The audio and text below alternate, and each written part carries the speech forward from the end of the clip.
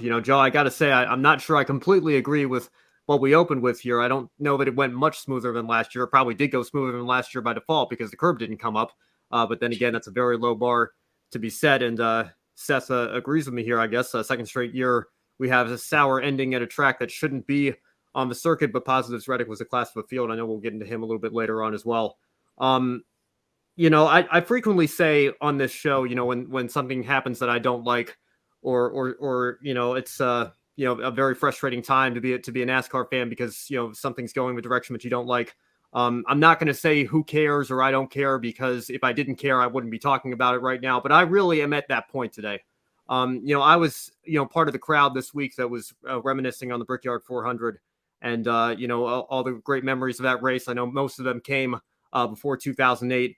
But the NASCAR relationship with IMS is just so broken right now.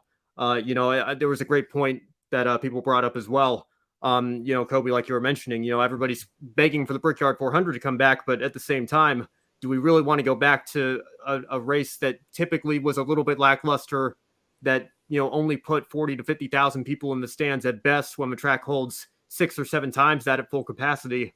Just something needs to change when it comes to NASCAR's relationship with this speedway. And I don't know if that's going back to the oval at this point. It honestly might be just taking everybody down the street to IRP. The Truck Series race, which we'll talk a little bit more about on tomorrow's Encore show, was absolutely fantastic. There's no reason the Xfinity Series should have even been an IMS to begin with. They never should have left IRP either.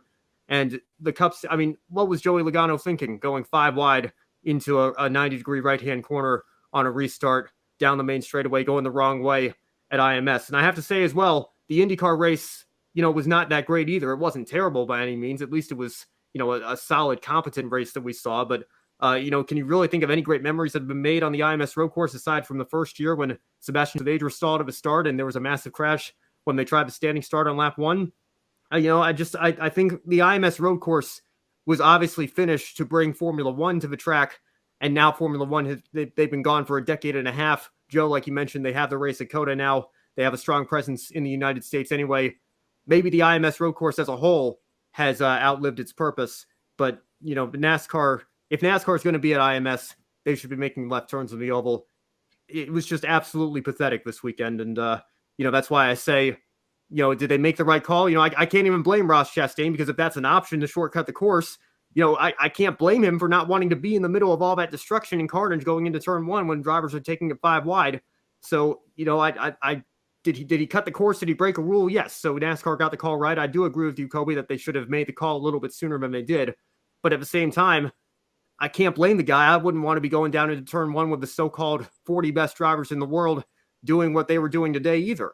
So I can't blame him for trying if he thought that was going to be a safer road to take. But ultimately, he did break a rule. I guess NASCAR still has those, and he should have been penalized for it. I think they made the right call, but they should have made it sooner. This isn't just an IMS problem when it comes to the culture, like you were mentioning, Joe. It's a problem, I think, all throughout the road courses, but even just all throughout NASCAR as well these days. Where these kinds of moves are deemed acceptable, or if not acceptable, it's at least a given that somebody's going to get into somebody, so it might as well be me, and it might as well be me trying to make this move.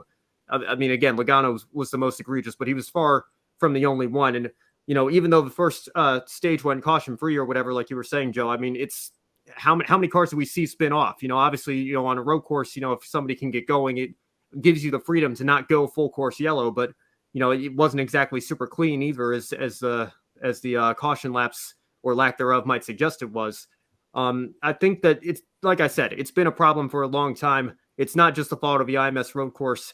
It's not just the fault of road course racing in NASCAR either.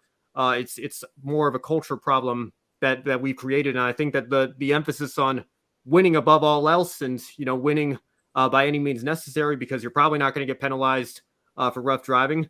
I think that certainly plays into it as well. But, just a combination of all those things, I think, was a reason that, when the Indianapolis Motor Speedway has their historic oval right there, maybe this wasn't such a good idea in hindsight.